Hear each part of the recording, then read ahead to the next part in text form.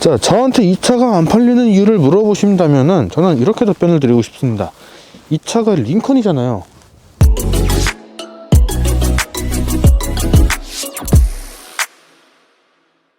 네, 여러분 안녕하세요. 카메거진 최정필 기자입니다. 제가 오늘 준비한 차는 링컨의 에비에이터라고 하는 모델입니다.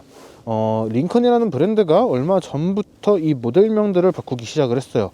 예전에는 MKX, MKC, MKZ 이런 식으로 이름을 지었었는데, 이제는 이 모델처럼 에비에이터라든가 노틸러스, 커세어 이런 이름으로 바꾸기 시작을 했죠.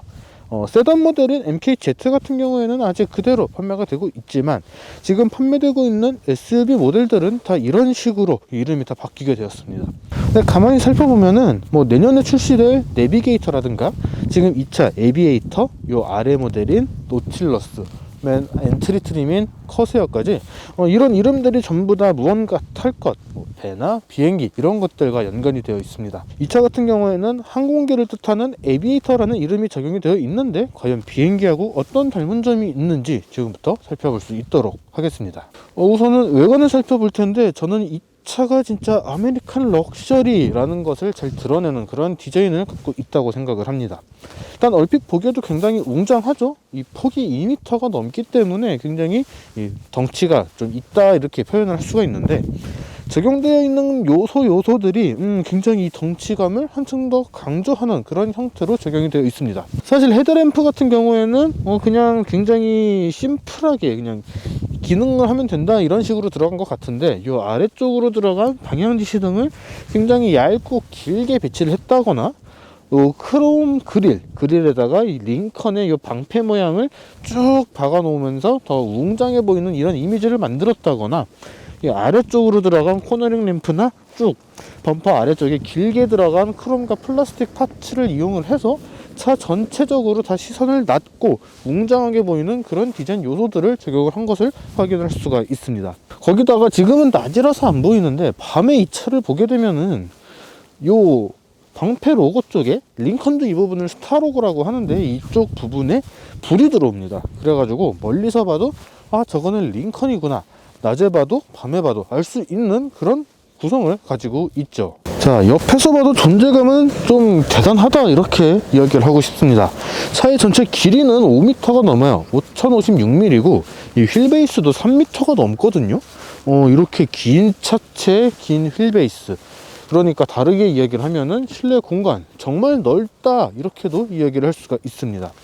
일단 실내를 보기에 앞서서 이제 외관부터 살펴보면은 이 부분은 사실 이 차의 존재를 나타내기 위한 포인트 부분이죠. 기능적으로 뭔가 엄청난 것이 들어간 부분은 아니고, 그냥 이 차의 존재감을 나타내기 위해서 이 옆쪽에다가 에비에이터라는 글씨를 굉장히 도드라지게 표현을 해 둔 것을 확인을 할 수가 있습니다. A필러나 이제 창문 부분, B필러, C필러, D필러까지 다 검은색으로 이렇게 배치를 해놔서, 지금 보고 계시는 이 차처럼 검은색이 아닌 차, 흰색, 특히 이런 흰색이라면은 더더욱 좀 도드라지겠죠. 지붕이 둥 떠있는 이런 디자인을 통해서 차가 정말 더 길어 보이고, 천장과 차체가 이렇게 따로 떠있는, 이거를 뭐라 그래야 될까요? 길어 보이는 효과? 이런 효과를 만들어냈다라고도 이야기를 할 수 있을 것 같습니다. 거기다가 창문 같은 경우에는 위아래로 크롬이 이렇게 두껍고 길게 쭉 뻗어서 나가게 이렇게 자리를 하고 있어서 차를 조금 더 길어 보이게 만드는 그런 효과를 만들어낸 거죠. 그러니까 앞쪽과 마찬가지로 차가 더 길어 보이고 웅장해 보이도록 만들어주는 이런 요소들을 아낌없이 적용을 했다, 이렇게 설명을 드릴 수 있을 것 같습니다. 그리고 저는 바퀴 이야기도 하고 싶은데, 일단 휠 디자인이 굉장히 멋있죠. 휠 디자인이 멋있는데 사이즈도 꽤나 어마무시합니다. 지금 이 차 같은 경우에는 구디어 타이어가 장착이 되어 있고요. 사이즈는 27545REE 22인치 휠이 적용이 됐는데, 사실 22인치라는 사이즈의 휠이 어디서 좀 어울리기가 쉽지 않은 그런 좀 많이 큰 사이즈의 휠입니다. 근데 이 차처럼 이렇게 차 길이도 길고 휠베이스도 엄청나게 길고 하다 보니까 이 정도는 딱 들어가 줘야 전체적인 비례가 맞구나 이렇게 생각을 할 수 있지 않을까 생각이 되네요. 자, 에비에이터의 뒷모습은 사실 카니발을 떠올리시는 분들도 많이 있을 것 같아요. 근데 이제 출시 시기를 따졌을 때 이 차가 조금 더 먼저 나왔기 때문에 이 차가 카니발을 닮았다라고 하기에는 조금 무리가 있습니다. 거기다가 링컨이라고 하는 브랜드도 좌우를 이렇게 길게 쭉 연결해주는 형태의 이 테일램프 디자인을 꽤 오랫동안 써왔습니다. 테일램프 디자인 이거를 꽤 오랫동안 써왔기 때문에 누가 먼저 사용했나를 계산을 하는 거는 뭐 딱히 의미는 없을 것 같습니다.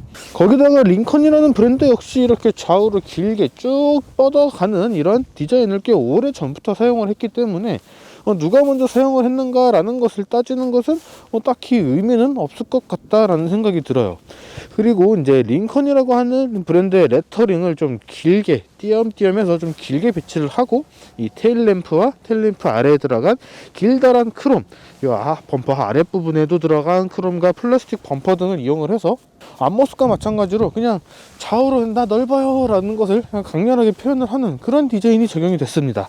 그냥 딱 보기만 해도 굉장히 큰 차라는 것을 그냥 온몸으로 드러내고 있다, 이렇게 이야기를 할 수가 있는 거죠. 그리고 이 차 같은 경우에는 3리터 V6 엔진을 장착하고 있는데 이 출력을 좀 강조를 하기 위해서인지 트윈 듀얼 배기구를 적용을 해놨습니다. 그것도 숨기지 않고 당당하게 드러내서 이 차의 성능이 꽤 괜찮습니다 라는 것을 드러내기 위한 이런 요소도 좀 적용이 되어 있다, 이렇게 말씀을 드리고 싶어요. 트렁크를 여는 방법은 지난번에 보여드렸던 익스플로러처럼 이렇게 표시가 되어 있는데, 사실 익스플로러보다는 좀 표시가 좀 덜 나요. 여기를 보시면은 요 링컨 에비에이터가 이 트렁크를 열고 있는 이 모습이 희미하게 각인이 되어 있는데, 이 아랫부분에 버튼이 자리를 하고 있습니다. 이 부분을 누르면 열리게 되는데, 사실 제가 이미 트렁크를 몇 번 열었기 때문에 지금 뒤쪽이 지금 이미 내려와 있어요. 근데 이 차 같은 경우에는 이렇게 트렁크를 열게 되면은 짐을 싣는 것을 조금 더 수월하게 해주도록 하기 위해서 뒤쪽이 조금 더 내려오는 그런 모습을 확인을 하실 수가 있습니다. 그러니까 이제 저희 차에 적용되어 있는 이 에어 서스펜션을 굉장히 적재적소에 적극적으로 사용을 하고 있다, 이렇게 이야기를 할 수가 있는 거죠. 그리고 이 에비에이터는 총 2가지 트림으로 판매가 되고 있습니다. 모델 자체가 2가지다, 이렇게 보셔도 좋을 것 같은데 6인승하고 7인승 모델로 판매가 되고 있거든요. 6인승 모델이 상위 트림인 블랙 레벨이라는 트림으로 판매가 되고 있고, 지금 이 차 같은 7인승 모델 같은 경우에는 리저브라고 하는 트림으로 판매가 되고 있습니다. 그리고 실내에서 말씀을 드리겠지만 이 차가 7인승이기 때문에 2열 좌석에 3개의 시트가 자리를 하고 있고요. 블랙 레벨 같은 경우에는 6인승이기 때문에 2열 좌석이 독립 시트로 하나씩 자리를 하고 있다, 이렇게 설명을 드릴 수 있을 것 같습니다. 지금 3열 시트는 제가 일부러 펼쳐놨는데 헤드레스트는 손으로 직접 올려야 되고요. 이거까지 전동으로 해주면 안 되나? 헤드레스트를 내리는 방법은 2가지가 있는데, 옆에 있는 레버를 당겨서 헤드레스트를 내리는 방법이 있고요. 또 하나는 이 시트를 전동으로 접으면서 같이 내리는 방법이 있습니다. 이 시트를 펼치고 접는 거는 옆에 트렁크 쪽에 자리를 한 버튼을 이용을 해서 펼치고 접을 수가 있어요. 양쪽을 하나씩 접을 수도 있고요, 한꺼번에 접을 수도 있는데, 3열을 펼친 상태에서도 꽤 넓었던 이 트렁크 공간은 3열 시트를 접으면 더 넓어집니다. 거기다가 이렇게 차체가 살짝 내려오고 안쪽으로도 꽤 깊은 공간이 있기 때문에 이 정도 되는 공간이라면은 여러 용도로 굉장히 잘 사용할 수 있을 것 같다라는 생각이 들어요. 특히 골프채 같은 경우에는 이거는 좀 많이 들어갈 것 같습니다. 4개 충분히 들어가지 않을까 싶네요.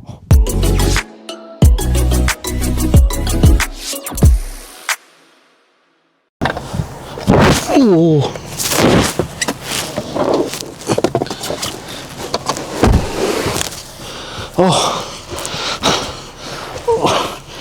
이게 힘든 직업이었나 싶어지네요, 갑자기. 네, 이번에는 실내를 살펴보기 위해서 3열로 들어왔습니다. 지금 보신 것처럼 이쪽 2열 시트를 버튼을 누르면 이렇게 앞쪽으로 싹 슬라이딩이 돼요. 이 상태로 밀어준 다음에, 그 다음에 이제 뭐 바닥에 있는 이 보조 발판을 밟고서 올라오면 되는데, 익스플로러하고 아무래도 비교가 될 수밖에 없어요. 뭐 이제 다른 모델들도 좀 많이 있긴 하지만 최근에 탄 모델이 익스플로러이기 때문에 이것과 비교를 한다면은, 익스플로러는 2열, 그러니까 B필러 쪽에 손잡이가 있었던 반면에 이 에비에이터는 그런 손잡이가 없습니다. 손잡이가 없는 이유는 이 에어 서스펜션을 이용을 해서 차가 좀 아래로 내려가 주기 때문에 이거 굳이 이렇게 없어도 딱 잡고 올라오기가 쉽기 때문이죠. 무릎 공간이나 시트 착자감 이런 거는 저보다 마르신 분이라면은 무릎 공간이 괜찮지 않을까 싶네요. 지금 그렇게 말씀을 드리는 이유는 제가 일부러 이쪽 시트를 지금 안 펼쳤어요. 왜 그러냐면은 가운데 시트는 지금 무릎이 딱 닿습니다. 그래서 지금 발을 똑바로 할 수가 없는 상황인데, 만약에 이쪽 시트까지 똑바로 이렇게 세우게 된다면은 좀 많이 좀 불편하지 않을까라는 생각이 들어요. 물론 이제 이렇게 리클라이닝이 가능하기 때문에 등받이를 조금 더 세워주면은 조금 더 이렇게 다리를 모아줄 수는 있지만, 그렇다고 해서 이 다리 자세가 그렇게 편한 것은 아니기 때문에 이게 크게 의미는 없을 것 같다, 이렇게 생각이 듭니다. 그 다음에 시트의 착자감 역시 일단 엉덩이 부분이 좀 많이 낮기 때문에 이렇게 다리가 좀 붕 떠 있기도 하고요. 굉장히 불안한 자세로 이렇게 딱 낑겨서 가게 된다라는 느낌을 받게 됩니다. 여기다가 옆에 이제 컵홀더라든가 양쪽에 다 있어요. 컵홀더라든가 수납 공간, 그리고 트레이 같은 것들이 자리를 하고 있기 때문에 편의 장비가 많이 있는 건 아니지만 그냥 최소한의 정도는 준비가 되어 있다, 이렇게 이야기를 드릴 수 있을 것 같고요. 그리고 이제 C필러가, 이 차 같은 경우는 C필러가 좀 얇은 편이에요. 그렇게까지 막 엄청나게 두껍지 않기 때문에 13열에 앉아서도 이 시야 자체는 꽤 괜찮습니다. 그러니까 개방감은 좀 느껴지는 편인데, 이 무릎 공간이 조금 아쉬워요. 무릎 공간만 조금 해결을 할 수 있다고 한다면은 이 긴 길이를 정말 잘 활용할 수 있는 그런 다재다능한 럭셔리, 미국산 럭셔리 SUV가 될 수 있지 않을까 생각이 듭니다. 자, 이번에는 2열 시트를 한번 살펴볼 수 있도록 하겠습니다. 아까 설명드린 것처럼 이 차는 7인승의 리저브 모델이기 때문에 2열 좌석에 3개의 시트가 자리를 하고 있습니다. 일단 눈에 들어오는 거는 이 3개 시트에 전부 다 이 3점식 이 안전벨트가 각각 적용이 되어 있다는 점이에요. 굉장히 안전하게 탈 수 있는 그런 구성을 해놨다라는 것을 알 수가 있는 부분이라고 생각이 됩니다. 시트 소재, 시트에 적용된 가죽의 느낌이나 이런 쿠션감 같은 것들은 조금 미안한 표현이기는 한데 사제 이 리무진 시트를 적용해둔 느낌이에요. 분명 이 시트에 적용된 가죽이나 스펀지 같은 것들은 꽤 고급스러운 것들을 선택을 해서 했을 텐데, 손으로 이렇게 만졌을 때 느껴지는 이런 느낌들은 3열보다도 더 좀 사제 느낌 같다, 사제 리무진 시트의 느낌이 난다, 이렇게 좀 설명을 드릴 수 있을 것 같습니다. 근데 이런 것들이 그렇게 나쁘지는 않아요. 뭐 적당히 고급스럽긴 한데, 옆에 들어간 뭐 플라스틱이나 가죽, 이런 하이그로시 같은 소재들, 이런 것들이 나쁘지는 않은데 좀 럭셔리 하려다가 마른 느낌, 이런 느낌들이 조금 들어서 약간 좀 아쉬운 느낌이 들기는 해요. 그리고 이제 앞좌석에서도 설명을 드리겠지만, 이 차는 좀 독특한 것이 이 레벨 옵티마 3라고 하는 좀 고급 스피커가 적용이 됐습니다. 이 스피커가 하나 둘 셋 넷 총 28개가 자리를 하고 있다고 해요. 그래서 저음부터 고음까지 굉장히 좀 다양한 소리를 들려준다, 이렇게 이야기를 하는데, 사실 저는 귀가 예민하지 못한 편이라서 기회가 된다면은 저희 가수 토리님 모시고 이 스피커 리뷰로 다시 한번 이 차를 경험해 볼 수 있도록 하겠습니다. 그리고 이제 또 한 가지 눈에 들어오는 것은 요 가운데 센터 콘솔 쪽에 있는 이제 에어컨 공조 장치인데, 2열 좌석을 위한 에어컨 공조 장치가 있는 경우는 꽤 있습니다. 꽤 있는데 이 차 같은 경우에는 디스플레이가 적용이 되어 있어요. 물론 이제 디스플레이도 적용이 되는 다른 브랜드의 다른 모델들도 있기는 하지만, 링컨에서 만날 거라고는 사실 기대를 하지 않은 것이 사실입니다. 그래서 보면은 좌석, 온도, 오디오, 그리고 설정, 이렇게 크게 4가지 메뉴가 자리를 하고 있고요. 좌석을 눌러보면은 열선 시트, 통풍 시트 조절이 가능하고, 온도 같은 경우에는 그러니까 에어컨을 조절을 하는 건데, 이거 같은 경우에는 2열뿐만 아니라 3열까지, 그리고 2열과 3열을 같이 조절할 수 있는 싱크 기능까지 다 포함이 되어 있습니다. 그래서 바람의 색이나 이제 온도, 바람이 나오는 방향, 그리고 이제 오토로 둘 것인지 아예 공조 장치를 끌 것인지까지 선택을 할 수가 있는 그런 버튼이 장치를 하고 있고요. 오디오 같은 경우에는 FM 라디오, AM 라디오, 그리고 블루투스로 연결된 스마트폰 볼륨, 이런 것까지 조절할 수 있는 버튼이 자리를 하고 있습니다. 마지막으로 설정에 들어가면은 이 화면 자체를 끄는 거나 간략한 화면, 그리고 밝기, 모드, 이런 것들을 조절을 할 수가 있는데, 이 간략한 화면이 재밌어요. 간략한 화면을 누르면은 이 차 에비에이터를 시동을 걸 때 계기판과 내비게이션 디스플레이에 나오는 것처럼 이 하늘을 나는 듯한 구름 가득한 하늘의 디스플레이가 보여지게 됩니다. 만약에 뒷좌석에 뭐 누군가가 타는 것을 뭐 고려를 한다면은 복잡한 기능 말고 그냥 이렇게 표시를 하고 다녀도 괜찮겠다라는 생각이 들어요. 그리고 뒷좌석에서 마지막으로 이야기하고 싶은 부분은 도어 손잡이인데, 도어 문을 열 때 손잡이를 보통 당기잖아요. 근데 이 차 같은 경우에는 손잡이를 당겨도 손잡이 자체가 당겨지는 것이 아니고 손잡이 안쪽에 있는 버튼이 눌리게 되면서 열리게 됩니다. 그리고 안에서 열 때는 도어 손잡이를 잡고 옆에 엄지손가락이 가는 쪽에 있는 이 버튼을 눌러주면은 도어가 이렇게 열리게 돼요. 이 도어 버튼은 최근에 테슬라 사고 때문에 좀 이슈가 있었죠. 차가 만약에 방전이 되면은 이 문을 못 열 수도 있는데, 이 경우에 대한 대처 방법은 1열 좌석에서 말씀을 드릴 수 있도록 하겠습니다. 자, 이번에는 1열 좌석을 살펴보고 마지막으로 주행까지 하면서 이 차에 대한 마지막 평가를 해볼 수 있도록 하겠습니다. 자, 일단 1열 시트 운전석에 딱 앉아 보면은요, 그런 거 있죠. 딱 아메리칸 럭셔리란 이런 것이다, 우리가 바로 이 아메리칸 럭셔리의 표준이다, 이렇게 좀 당당하게 말하는 듯한 느낌을 확 와닿습니다.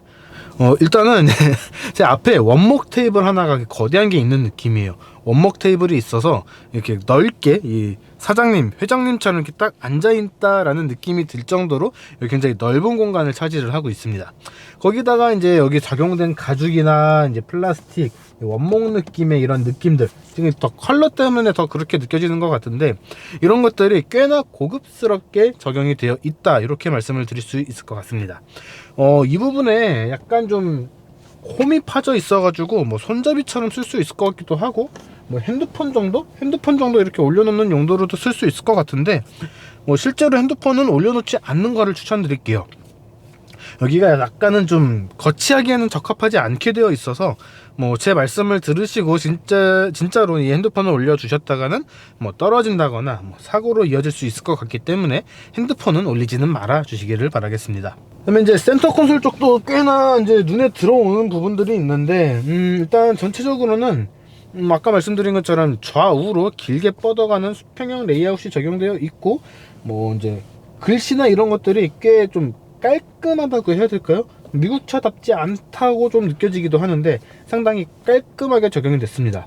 근데 이렇게 깔끔한 폰트하고 좀 대비되게 버튼이나 이런 것들이 좀 많아요. 좀 많은 버튼들이 자리를 하고 있어서 한눈에 확 들어오지는 않는다, 이렇게도 이야기를 드릴 수 있을 것 같습니다. 이 내비게이션 디스플레이 같은 경우에는 8인치보다는 확실히 크네요. 한 10.25인치 정도 되지 않을까 라고 생각이 되는데, 일단 이 UI UX 자체는 포드 그룹, 포드 링컨 같이 묶여서 부르죠. 포드 그룹에 이 UI UX가 그대로 적용이 됐는데, 지금 이 컬러 톤 같은 경우에는 회색 톤이 적용이 돼서 한층 더 럭셔리하고 깔끔해 보이는 그런 이 디자인으로 바뀌었다, 이렇게 좀 설명을 드리고 싶습니다. 거기다가 그냥 색깔만 바뀐 것이 아니고 이 폰트도 좀 손을 본 것 같아요. 일단 눈에는 잘 들어오는 것 같고, 전체적인 레이아웃만 그대로 가져가고 뭐 이런 디자인 같은 것들은 좀 새로 한 거 아닌가, 이렇게 생각이 듭니다. 이 아래쪽에는 두 개의 컵홀더하고 이제 핸드폰을 꽂아 놓을 수 있는 공간 하나, 그리고 별도의 수납 공간이 하나가 더 있는데, 요 아래쪽에도 수납 공간이 하나가 있어요. 지금 이 각도가 잘 나오진 않아서 뭔가 넣고 빼는 것이 쉽지는 않지만 꽤 넓은 수납 공간이 하나가 자리를 하고 있어서 이 부분도 좀 요긴하게 쓸 수 있을 것 같다라는 생각이 들고요. 이 모든 수납 공간에 요거 좀 하나 빼서 보여드릴게요. 이 모든 수납 공간에 이렇게 링컨 이 방패 모양이 다 새겨져 있어요. 이 아래쪽 수납 공간도 마찬가지고요. 핸드폰 놓는 것이나 이 컵홀더 부분에도 이 링컨의 스타 모양이 다 적용이 되어 있어서 누가 봐도 링컨 거다 라는 것을 알 수 있도록 해둔 것도 좀 재밌는 부분이라고 이야기를 하고 싶습니다. 그러니까 자신들에 대한 자부심이 높은 거죠. 이런 것들을 뭐 자신 있게 당당하게 드러내는 거는 뭐 나쁘지는 않다고 생각이 듭니다. 이 스티어링 휠과 이제 계기판도 좀 눈에 들어오는데, 일단 스티어링 휠부터 이야기를 하면은, 스티어링 휠은 그립감 자체는 약간 좀 얇아요. 근데 이게 굉장히 얇다 그런 것이 아니고, 우리가 쉽게 만나볼 수 있는 이런 고급 차들의 스티어링 휠과 비교를 했을 때 뭐 엄청나게 두껍다거나 뭐 굉장히 두툼한 가죽을 썼다거나 그런 느낌은 잘 들지는 않습니다. 그립감 자체가 나쁘진 않은데 림의 이 두께 이 자체는 좀 얇게 느껴진다, 이런 것을 말씀을 드리고 싶고요. 재밌는 거는 음성인식 버튼이 있기는 있는데 요 왼쪽 이렇게 3시 9시 방향으로 잡았을 때 왼손 엄지손가락을 올리면 딱 닿는 자리에 이 음성인식 버튼이 자리를 하고 있습니다. 그러니까 뭐 멀리 움직일 필요 없이 그냥 손만 까딱해서 이렇게 음성인식을 사용을 하라고 이렇게 배치를 해둔 거죠. 저 위치가 뭐 운전을 하다가 이렇게 손에 걸릴 수도 있기 때문에 뭐 마냥 좋은 위치라고는 못하겠지만, 일단 뭐 조작하는 것 자체가 굉장히 쉽게 조작할 수 있다는 거는 재밌는 부분 아닌가라고 생각이 듭니다. 그리고 요 스티어링 휠에 있는 요 기능 버튼들, 펑션 버튼들은 상황에 따라서 이게 그래픽이 조금씩 바뀌어요. 그래픽이 바뀐다기보다는 다른 불빛이 들어온다, 이렇게 설명을 하는 게 맞을 것 같습니다. 왼쪽에는 이제 오디오하고 관련된 다음 트랙이나 볼륨, 그리고 크루즈 컨트롤과 관련된 버튼이 자리를 하고 있는데, 이 크루즈 컨트롤 버튼을 작동을 시키면은 이 아래쪽에 불이 꺼진 상태로 숨어져 있던 6개의 버튼에도 불이 들어옵니다. 이 버튼들은 터치는 아니고 전부 다 물리 버튼이라서 버튼 자체를 좀 조작을 하던가 뒤쪽에 숨어져 있는 물리 버튼을 눌러줘야 된다는 점은 있지만, 이렇게 불을 켜고 끄는 거를 이용을 해서 있는 듯 없는 듯, 생겼다 없어졌다 이렇게 만드는 것들은 꽤 재밌는 기술이라고 생각을 합니다. 계기판 같은 경우에는 검은색 톤을 베이스로 해서 꽤 고급스럽게 만든 것이 좀 인상적입니다. 검은색과 노란색 이런 것들을 좀 활용을 해서, 그러니까 대비가 잘 되는 색깔들을 이용을 해서 이렇게 했는데, 뭐 연료 소비, 그러니까 연비라든가 타이어 공기압, 내가 지금 어느 쪽으로 가고 있는지에 대한 방향성, 그리고 트립, 이런 것들을 표시를 하고 있어서 유용하게 쓸 수 있겠다라는 생각이 듭니다.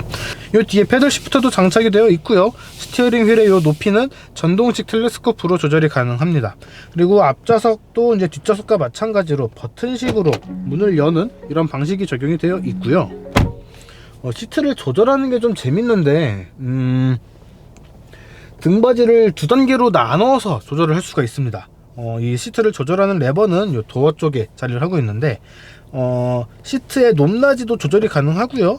뭐 앞뒤로 슬라이딩도 전동식으로 가능하고 등받이도 조절이 가능한데, 등받이는 요 가슴을 기준으로 가슴 아래쪽과 가슴부터 어깨까지 위쪽 이렇게 상층부 하층부 2개로 나눠서 조작이 가능한 것이 좀 재밌는 부분입니다.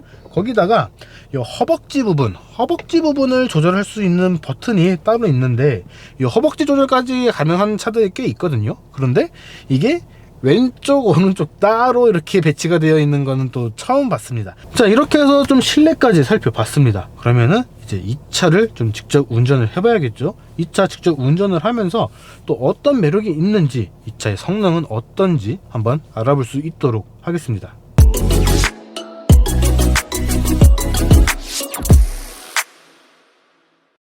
자, 이번에는 링컨 에비에이터를 직접 운전을 해볼 수 있도록 하겠습니다. 일단 파워트레인부터 말씀을 드리면은, 이 차 같은 경우에는 3리터 V6 트윈 터보 엔진과 이 자동 10단 변속기가 장착이 돼서 최고 출력 405마력, 최대 토크는 57.7kg 포스미터라고 하는 꽤 강력한 힘을 발휘를 합니다. 근데 이 차의 크기를 생각을 해보면 요 정도 출력은 발휘를 해줘야지 괜찮은 주행 성능을 보여주지 않을까라는 생각도 드는 게 사실이에요. 이 차가 워낙 길고 이 차 무게도 꽤 나가다 보니까 이 정도 출력을 발휘를 해주지 않으면은 차가 제대로 나가지 않거나 연비가 좀 심하게 떨어지거나 하는 그런 상황이 발생을 할 수가 있기 때문이죠. 이 차의 복합 연비는 8.1km/L로 표시가 되어 있거든요. 이 차의 크기나 무게 이런 것들을 생각을 했을 때는 그렇게 막 많이 떨어지거나 많이 좀 높은 그런 연비는 아니다, 이렇게 이야기를 할 수 있을 것 같습니다. 그리고 가속 성능 같은 경우에는 이제 차가 좀 무겁고 길고 그렇긴 하지만 꽤 잘 달려주는 편이에요. 이렇게 가속을 했을 때 이 성능 이런 것들은 꽤 괜찮은 편입니다. 이렇게 밟아줬을 때 차가 나가는 속도도 꽤 괜찮은 편이고요. 차선을 변경을 하거나 코너를 돌 때도 이게 휠 베이스가 긴 덕분인지 너무 과격하게만 하지 않으면은 꽤 괜찮은 그런 코너링 성능을 보여주는 것도 좀 인상적입니다. 거기다가 이제 에어 서스펜션도 장착이 되어 있고 꽤 다양한 이런 주행 모드를 제공을 하고 있는데 보통은 스포츠 모드라고 표시를 하죠. 이 차 같은 경우에는 떨림이라고 표시를 해줬어요. 반응성이 높고 다양한 조작이 가능이라고 했는데, 이 상태에서 엑셀을 딱 세게 밟아주면은 엔진의 소리도 꽤 좀 우렁차게 나주고요, 차도 꽤 펀치감 있게 달려주는 그런 모습을 확인을 할 수가 있습니다. 이 정도면은 주행 운전하는 걸 좋아하는 분들에게는 꽤 괜찮은 느낌으로 다가올 수 있겠다라는 생각이 들어요. 물론 이 차의 크기나 성격을 생각을 했을 때 그렇게 본격적으로 달리는 차는 아니기 때문에 이렇게 달릴 일이 그렇게 많을까 싶기는 하지만 이 정도면은 꽤 괜찮은 그런 주행 감각이다, 이렇게 이야기를 드릴 수 있을 것 같습니다.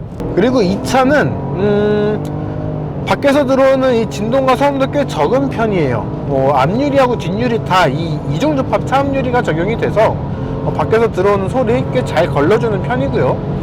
이렇게 밟았을 때 들어오는 요 풍자음 같은 것도 꽤 적은 편입니다. 그래서 만약에 6인승 모델을 구매를 하시고 뒷좌석에 앉아 있는다 그러면은 정말 좀 편안하고 고급스럽게 즐길 수 있지 않을까라는 생각이 들어요. 이따 떨림이라고 되어 있는 주행 모드가 너무 좀 재밌게 와닿는데, 이런 거 좀 오번역이 아니라 일부러 이렇게 표현을 한 것 같아요. 이런 거는 꽤 재밌는 표현이라고 이야기를 드리고 싶고, 차의 주행 성능 이런 것도 꽤 괜찮은 편이다, 이렇게 이야기를 드리고 싶습니다. 그리고 차가 워낙 크니까 지금 제가 항상 제 운전 스타일이 시트 포지션을 최대한 항상 낮춰서 운전을 하거든요. 근데 차가 워낙 높다 보니까 이 최대한 낮춘 상태에서도 시트 포지션이 어느 정도 좀 있어요. 그래서 꽤 높은 이 시트 포지션으로 지금 주행을 하게 되는데, 일단 시야가 높으니까 앞에서 보이는 거나 이제 가리는 것이 없어서 이런 것들은 꽤 괜찮은 느낌이다, 이렇게 설명을 드리고 싶습니다. 이 차는 이 넓은 폭을 커버해 주기 위해서 이렇게 위쪽에서 내려다보는 이런 시트 포지션, 이 시야를 갖게 된 거 아닌가 라는 생각이 들어요. 근데 뭐 늘 그렇지만 이게 10단 변속기라고는 해도 10단까지 쓰게 될 일이 과연 있을까 싶기는 하네요. 물론 이제 효율성 있게 좀 연비를 끌어올리기 위해서 다단화를 한다고는 하지만 고속주행이나 이런 데서 이렇게 뭐 10단까지 쓰게 될 일은 없을 것 같다, 이런 생각을 합니다. 일단 전체적으로 봤을 때 몇몇 역시 미국 브랜드다 라는 생각이 드는 부분들이 있기는 하지만 전반적으로는 꽤 만족스러운 성능이다, 이렇게 이야기를 하고 싶어요. 이 정도면 상품성이 굉장히 좋다라고 이야기를 할 수 있는데, 그럼에도 안 팔린다는 것은 처음 말씀드렸던 그 내용으로 돌아가게 되지 않을까, 이렇게 생각이 되네요. 이게 에어 서스펜션이 장착이 되어 있어서 그런지 뭐 바닥에서의 요철, 그리고 코너링을 돌 때 자세 회복, 이런 것들이 나쁘지 않아요. 꽤나 안정적으로 자세를 잡아준다는 거, 이런 것들이 꽤 인상적으로 다가옵니다. 사실 차가 꽤나 큰 편이기 때문에 이런 면에 있어서 좀 낭창낭창하다고 해야 될까요? 자세를 잘 잡지 못하고 휘청휘청 할 수도 있겠다라고 생각을 했었는데 그런 모습이 오히려 잘 안 보여요. 굉장히 안정적으로 자세를 잡고 달려주는 것이 굉장히 인상적이다라고 생각이 됩니다. 차가 너무 커서 그렇지 뭐 주행하는 것 자체는 이 정도면은 꽤 편한 편이에요. 미국 차라는 편견을 버릴 수 있다면은 1억 원에 가까운 이 차의 가격이 좀 용서가 될 수도 있겠다라는 생각이 드네요.